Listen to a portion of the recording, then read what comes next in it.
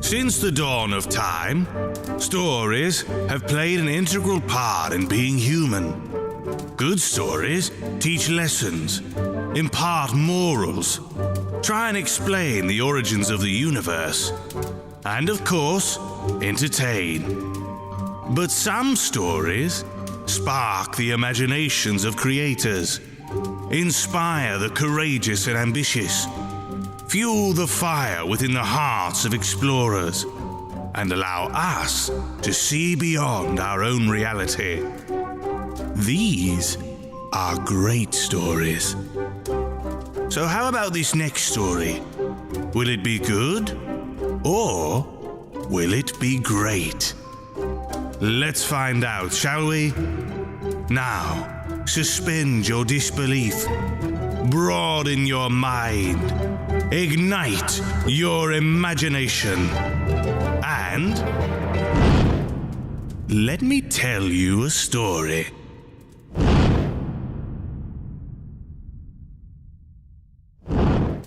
This is the story of The Murderer's Violin by Erckmann Chatrion.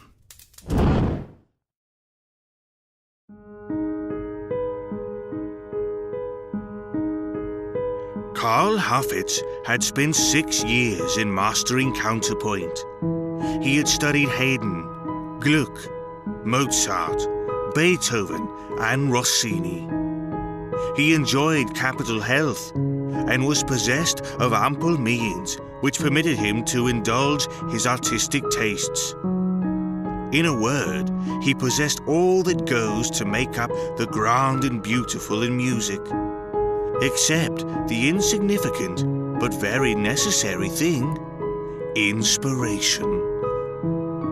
Every day, fired with a noble ardour, he carried to his worthy instructor, Albertus Killian, long pieces, harmonious enough, but of which every phrase was cribbed.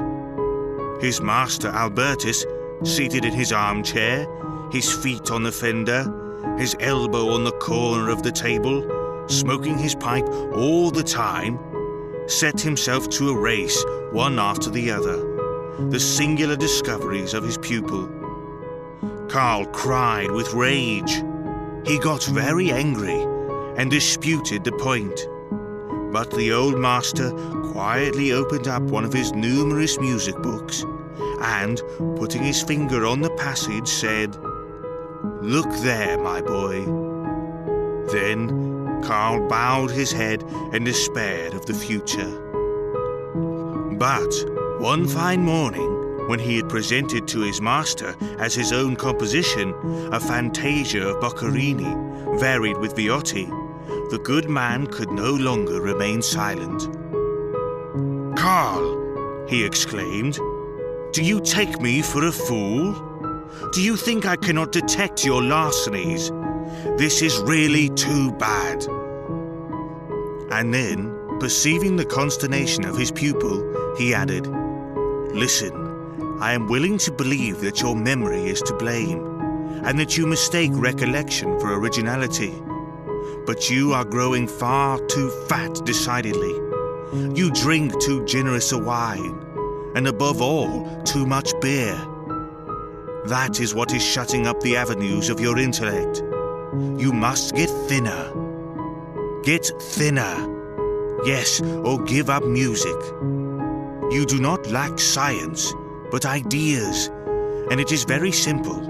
If you pass your whole life covering the strings of your violin with a coat of grease, how can they vibrate?"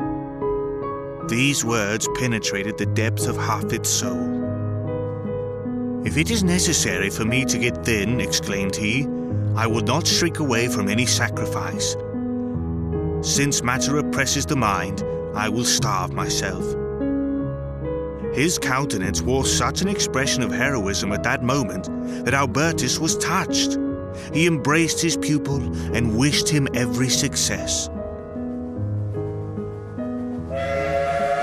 The very next day, Karl Haffitz, knapsack on his back and baton in hand, left the Hotel of the Three Pigeons and the brewery sacred to King Gambrinus and set out upon his travels.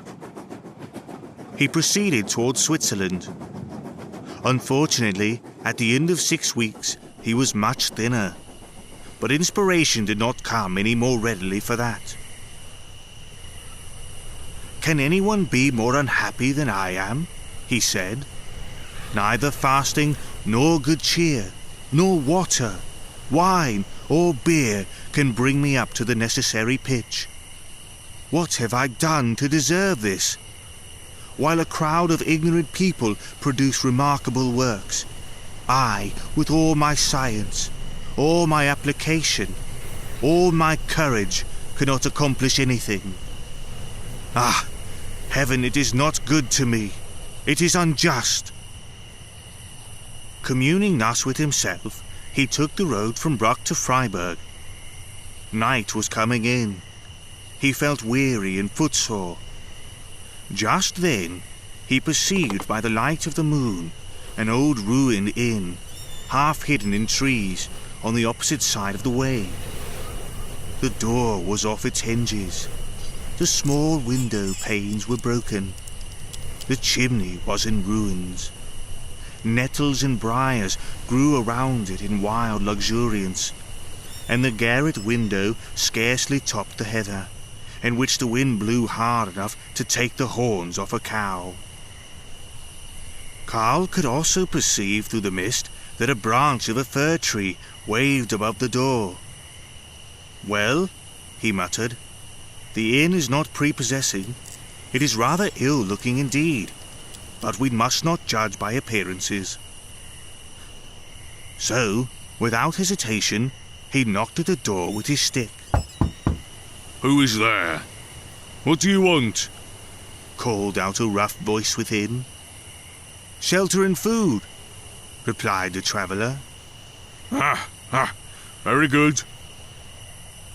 The door opened suddenly, and Karl found himself confronted by a stout personage with square visage, grey eyes, and his shoulders covered with a great coat, loosely thrown over them, and carrying an axe in his hand.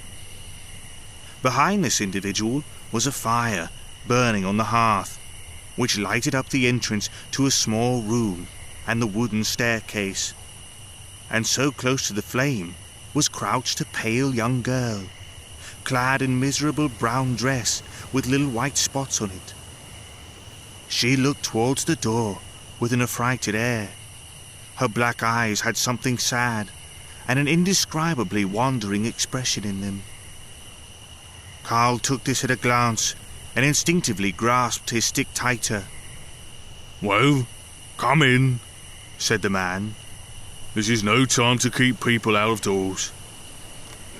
Then, Karl, thinking it was bad form to appear alarmed, came into the room and sat down by the hearth. "Give me your knapsack and stick," said the man. For the moment the pupil of Albertus trembled to his very marrow, but the knapsack was unbuckled and the stick placed in the corner, and the host was seated quickly before the fire ere he had recovered himself. This circumstance gave him confidence. "Landlord," said he, smiling, "I am greatly in want of my supper." "What would you like for supper, sir?" asked the landlord. "An omelette, some wine and cheese." "Have you got an appetite? But our provisions are exhausted." "You have no cheese, then?" "No." "No butter, nor bread, nor milk?" "No." "Well, good heavens, what have you got?" "We can roast some potatoes in the embers." Just then, Karl caught sight of a whole regiment of hens perched on the staircase in the gloom, of all sorts, in all attitudes, some pluming themselves in the most nonchalant manner. "But," said Haffitz, pointing at his troop of fowls, "you must have some eggs, surely." "We took them all to market this morning." "Well, if the worst comes to the worst, you can roast a fowl for me." Scarcely had he spoken when the pale girl with dishevelled hair, darted to the staircase, crying, "No one shall touch the fowls! No one shall touch my fowls! Ho, ho! God's creatures must be respected!" Her appearance was so terrible that Harfitz hastened to say, "No, no, the fowls shall not be touched. Let us have the potatoes. I devote myself to eating potatoes henceforth. From this moment my object in life is determined.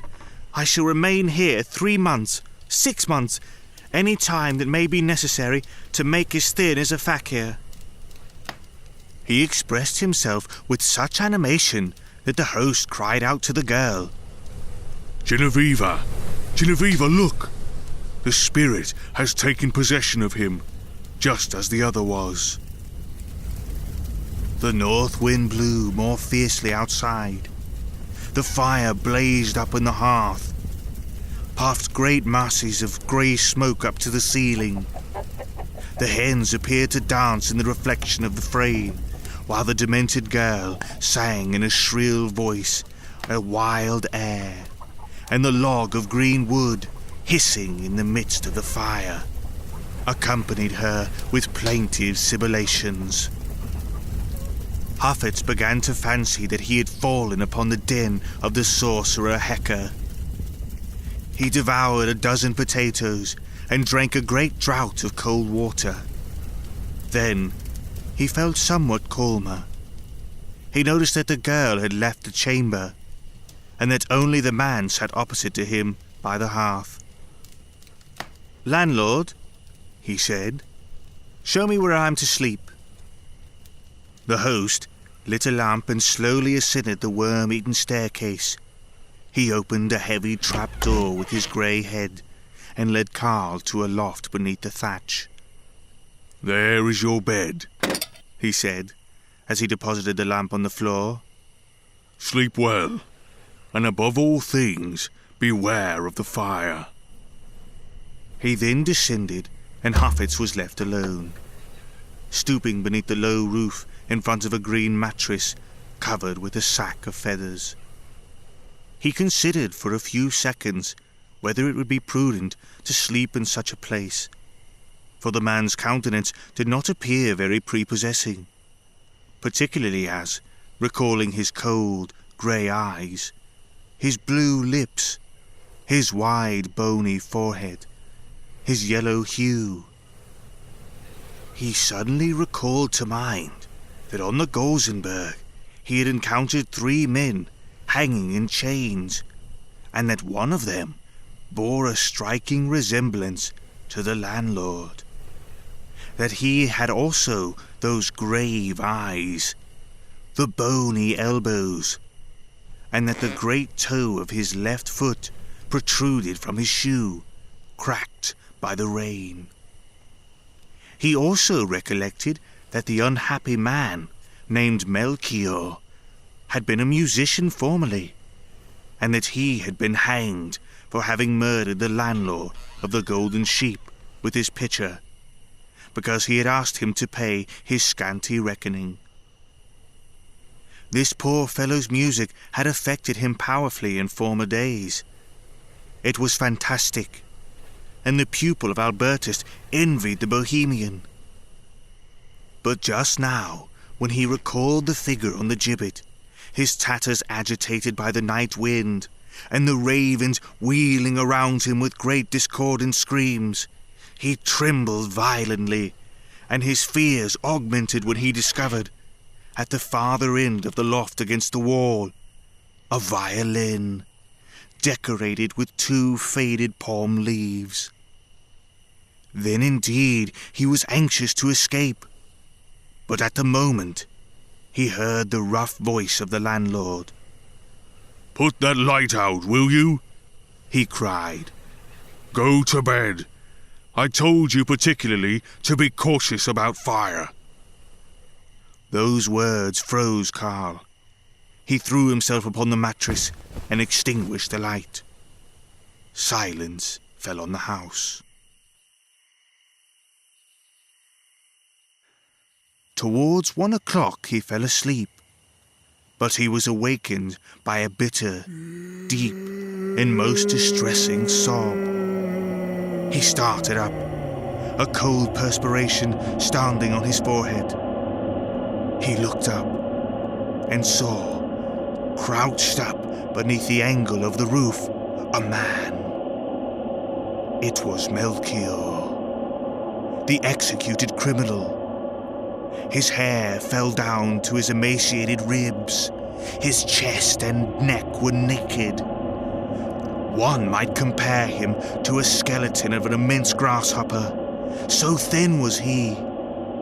A ray of moonlight entering through the narrow window gave him a ghastly blue tint, and all around him hung the long webs of spiders. Hafitz, speechless, with staring eyes and gaping mouth, kept gazing at this weird object, as though one might be expected to gaze at death standing at one's bedside when the last hour has come. Suddenly, the skeleton extended its long bony hand and took the violin from the wall, placed it in position against his shoulder, and began to play. There was in this ghostly music something of the cadence with which the earth falls upon the coffin of a dearly loved friend. Something solemn as the thunder of the waterfall, echoed afar by the surrounding rocks. Majestic as the wild blasts of the autumn tempest in the midst of the sonorous forests. Sometimes it was sad, sad as a never-ending despair. Then, in the midst of all this, he would strike into a lively measure, persuasive, silvery as the notes of a flock of wild goldfinches fluttering from twig to twig. These pleasing trills soared up with an ineffable tremolo of careless happiness, only to take flight all at once, frightened away by the waltz, foolish, palpitating, bewildering, love, joy, despair, all together singing, weeping, hurrying pell-mell over the quivering strings. And Karl, notwithstanding his extreme terror, extended his arms and exclaimed, "Oh, great, great artist! Oh, sublime genius! Oh, how I lament your sad fate, to be hanged for having murdered that brute of an innkeeper who did not know a note of music, to wander through the forest by moonlight, never to live in the world again, and with what such talents! Oh, heaven!" But, as he cried out, he was interrupted by the rough tones of his host. Hello up there. Will you be quiet? Are you ill, or is the house on fire? Heavy steps ascended the staircase. A bright light shone through the chinks of the door, which was opened by a thrust of the shoulder, and the landlord appeared. "Oh," exclaimed Hafitz, "what things happen here! First I am awakened by a celestial music, and entranced by heavenly strains, and then it all vanishes as if it were but a dream." The innkeeper's face assumed a thoughtful expression. Yes, he muttered. I might have thought as much. Melchior has come to disturb your rest. He will always come. Now we have lost our night's sleep. It is no use to think of any rest any more. Come along, friend. Get up and smoke a pipe with me. Karl waited no second bidding. He hastily left the room. But when he got downstairs, seeing that it was still dark night, he buried his head in his hands and remained for a long time plunged in melancholy meditation. The host relighted the fire, and taking up his position in the opposite corner of the hearth, smoked in silence. At length, the grey dawn appeared through the little diamond-shaped panes. Then the cock crew, and the hens began to hop down from step to step of the staircase. "How much do I owe you?" asked Karl, as he buckled on his knapsack and resumed his walking staff. You owe us a prayer at the chapel of St. Blaise, said the man, with a curious emphasis. One prayer for the soul of Melchior, who was hanged, and another for his fiancée, Genevieve, the poor idiot. Is that all?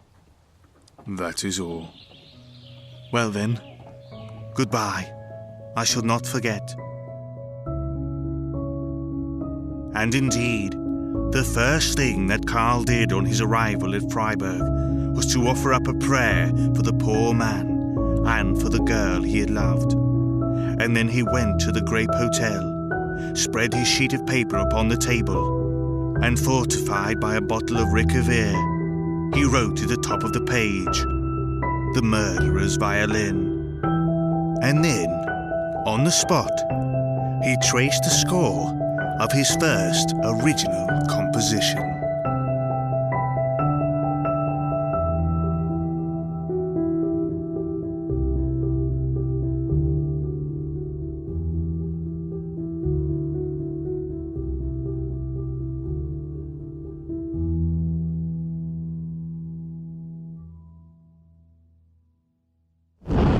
So, was it a good story? Or was it a great story?